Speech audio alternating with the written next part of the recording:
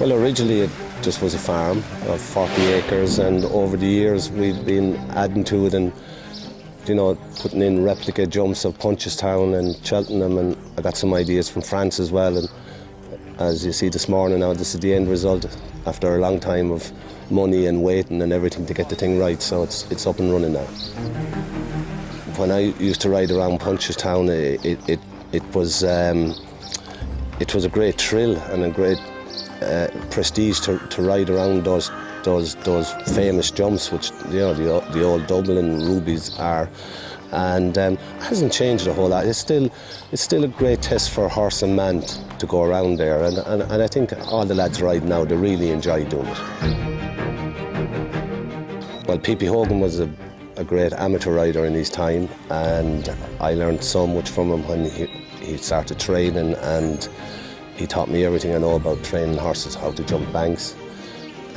He was a great supporter of Punchestown from the 50s up until his death, and he put an awful lot of good people through his hands, and people went on and, you know, made great careers themselves in racing from him. And I was just lucky I came along at the right time when he had good horses to ride him, and he was a great mentor.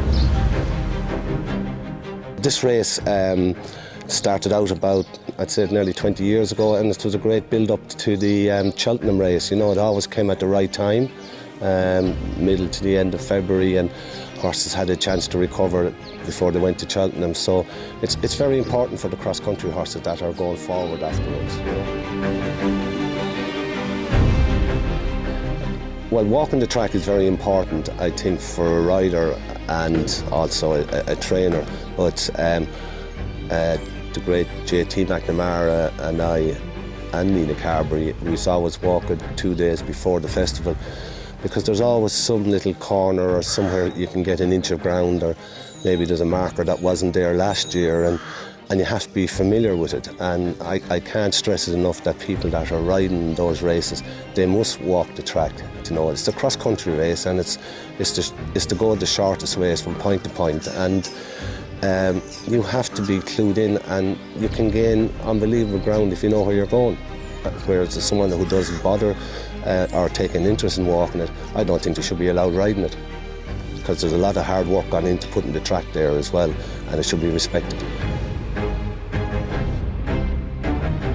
Well, I suppose the cross-country races were there ever before there was racing over steeplechase fences, so it's the tradition that's there. And personally, I'd like to see more cross-country races ran in Ireland other than just what we have at Punchestown, because it brings the best out, especially in the Irish horse as well.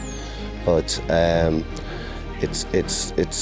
it's a tradition that people go to Punchestown year in, year out to go and see the banks races, and it's just a thrill to watch horses jumping over those big fences.